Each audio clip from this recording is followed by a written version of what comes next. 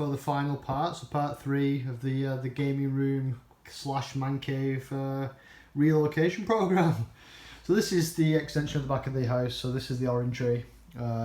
All pretty much done now. We've got the furniture in situ. Literally the only thing that's needed is to kind of seal around the inside of the windows and the ledges. Trying to get the company back and stick a bit of PVC on that kind of roof beam there. Yeah, trying to get the last kind of odds and sods finished is trying to like get up Mount Everest, it seems. So everything's in place, and when they come, they can just work around it. So done. So this is the new playroom for now. It's going to be a lovely room, kind of when the kids become recluse and move into their own bedrooms. This is probably as tight as it's ever gonna be. But this is the new playroom for now, which is obviously made way in the other room. So let's go and check that out. It'll be a nice room in there when we're in there, and it's actually a conservatory / orangery. We can chill out in summer with a nice glass of wine. Right, so here we are again, familiar locale. So the keys is there again. We've actually got another couple of beers on keg at the moment. So they're the kit beers that I did. We've got a Juicy Session IPA. We've got a Bavarian Wheat. We've got a tiny little bit of white wine in there still, in one of the kegs. I do need to keg the last Juicy Session IPA, and I've just done an all grain brew. A bit of a random brew, totally made up, so we'll see what comes of that, and we'll get that kegged up at some point as well. I'm having a few issues with the, you can see that gauge popping out there. I think I've had a CO2 leak, so what I'm going to do, because it's in an awkward position anyway, I think I showed you in one of the previous vids, it's kind of tucked away. Got a bit of a tight bend there on the CO2 pipe. So, yeah, what I'm going to do is, and this was always the plan as well, I was actually going to get some secondary regulators to go across here, so I could serve at different temperatures, but obviously they're a little bit more, the primary regulators are a little bit kind of less accurate, I find. I find that you dial it into 10 psi and it just creeps over time, regardless of temperature. Maybe it's just a gauge that I've got, but I'm going to order some stuff.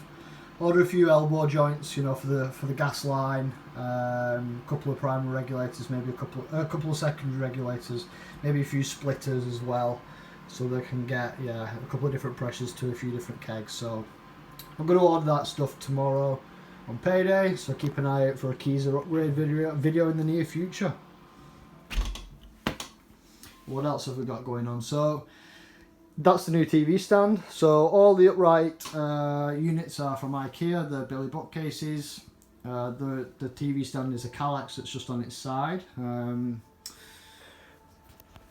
I've not got the consoles in, so these kind of 4 things at the top here, they're just kind of, they slide in, but they're obviously to split it. So I'm going to have consoles in each one of these. Hello from the future. I'm just going to have to edit this in. So apologies if it's somewhat kind of unexpected. But I have managed to get all the consoles in now, a little bit quicker than I thought actually. So see if you can name all the consoles. There's probably a few that are kind of missing that you would probably expect in there, like the NES, the SNES, the Mega Drive, the Master System.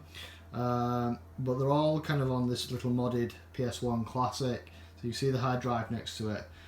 Basically that can emulate all the old consoles. It's got all the games on there, so that I don't need to have those extra consoles set up. Just makes it a little bit easier.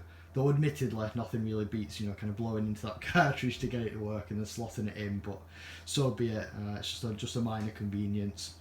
So I think that's pretty much it. Still need to get a couple of cables. So the Dreamcast and the Sega Saturn, they're running off RF at the moment. I do have an Xbox that does a similar kind of thing to that PlayStation Classic, but that's SCART, and this telly's not got, because it's a modern TV, it's actually not got a SCART port. So so for the Dreamcast and the Saturn, I need to either get a SCART to HDMI converter or some kind of dedicated cables, which are rather expensive these days, so you can look them up online. I think they're about £50 each. So there you go. I'll cut back to the other video. Thanks. I've got my surge protectors down at the bottom. So these are 8-gang surge protectors, and they've also got USB connectors as well. So the charging points are going to be down there on the floor. The TV stand, the outgoing TV stand, which was just a temporary thing, is now kind of this one over here, slid in at the side. So we've got a few kind of odds and ends on there. A landline phone, who uses that? So that's down there, hidden in the corner.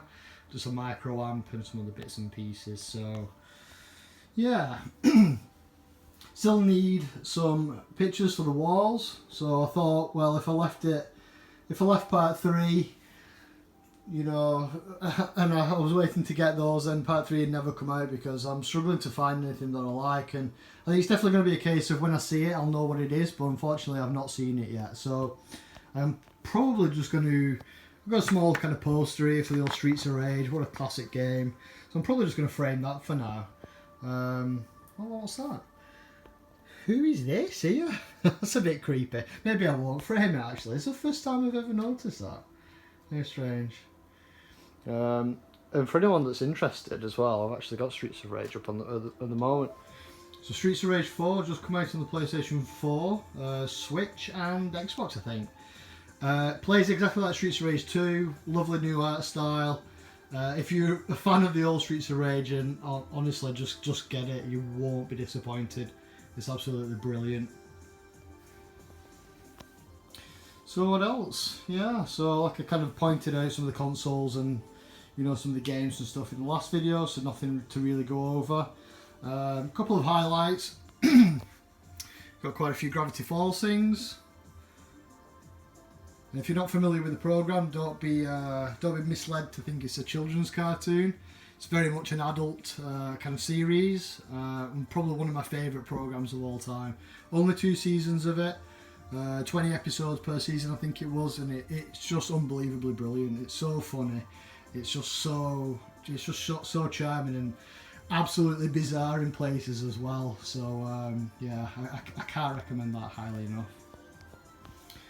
Right, so yeah, last thing, we've got a weight bench tucked to the back there. So that's going to help me to build up muscle mass, so I can keep lifting the B80 Pro grain basket when I've got especially the heavy kind of grain bills, and a few kind of weights to make me feel manly. Okay, so there you have it, guys. Thank you very much for watching. Maybe this gave you a couple of ideas of your own. Like I said, keep an eye open for an upcoming Keyser enhancement video, and thanks for tuning in. If you did like the content, please do give me a like, share and subscribe. I appreciate all the kind of nice comments that come in, and take care of yourselves. Bye bye.